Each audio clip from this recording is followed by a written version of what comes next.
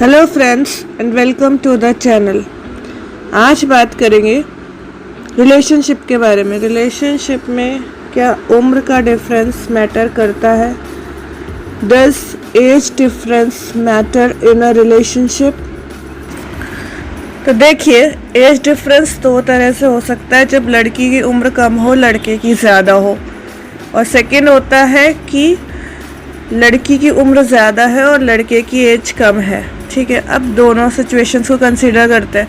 देखो, जो first condition मैंने बताई कि लड़की की उम्र कम और लड़के की उम्र ज़्यादा हो, ये तो हमारे कल्चर में चला ही आ रहा है, बिकॉज ऐसा होता ही है। मतलब आप 18 साल की बंदी की 40 साल के लड़के से शादी कर देते हो, तब भी that is according to your culture, और ये चलता है। और एज डिफरेंस कभी मैटर ही नहीं किया, क्योंकि हमारी सोसाइटी वैसी है, हम इंडियन कल्चर, उस वहाँ पे कोई पूछता ही नहीं है कि यार अरे क्या चलता है, ये तो मतलब like it is common to them, तो वहाँ तो कुछ मैटर नहीं करता। अब इसका रीज़न क्या है? लड़कियाँ एडजस्टेबल होती हैं, उनकी शादी जहाँ पे कर दी गई, जिस एज के बंदे से कर दी गई, दे आर लाइक उनको ये सिखाया जाता है, you have to adjust, this is the proper groom for you, you can't deny और रिफ्यूज़ टू दिस मैरिज।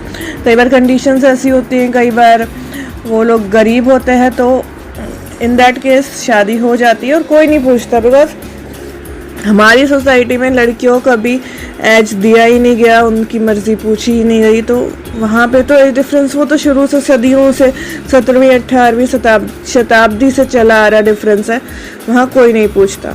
अब सेकंड केस आता है जब लड़के की उम्र कम हो और लड़की की उम्र ज़्यादा हो, जो आजकल होने लगा है। तो अब जो आप पुराने टाइम से करते आ रहे थे वो तो आपको सही लगता है, लेकिन अब क्या होता है कि लड़के बड़े एज की लड़की की तरफ अट्रैक्ट होते हैं, एंड देन जब शादी की बात आती है, जब उस रिलेशनशिप को एक मैरिज में कन्वर्ट करने की बात आती है, तो the question is can I marry her?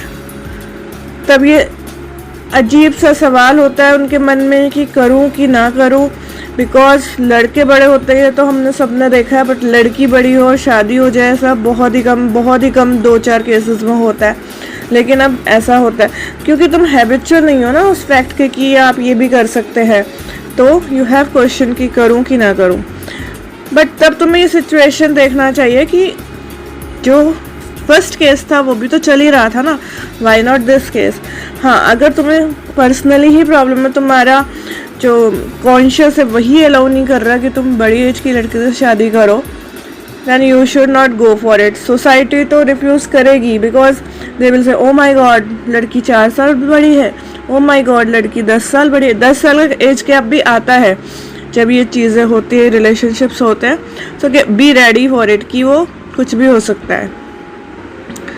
तो इस केस में क्या करेंगे? ऑब्वियसली अगर आप रिफ्यूजल है, आप सोसाइटी के रिफ्यूजल को देख रहे हो तो मत करो, एंड अगर आप निभा सकते हो तो करो, बिकॉज जो एज डिफरेंस होता है ना, वो सिर्फ शादी के टाइम ही सामने आता है, उसके बाद में लोग भूल जाते हैं उसको भी। वो भी आपके ऊपर है। अगर आपके इन लॉज बताएंगे कि अरे यार मेरी बहू 10 साल बड़ी है मेरे बेटे से, तब वो सोसाइटी को याद रहता है। अगर आप ये चीज़ शो ही नहीं करोगे कि ऐसा है, तो सोसाइटी में ये चीज़ें नहीं उठती हैं, और लोगों का काम है भूल जाना, कमेंट करके भूल जाना। You are living your life happily, nobody will comment. अगर वो मैरिज सक्सेसफुल नहीं होती है, देन एवरीबडी विल कमेंट।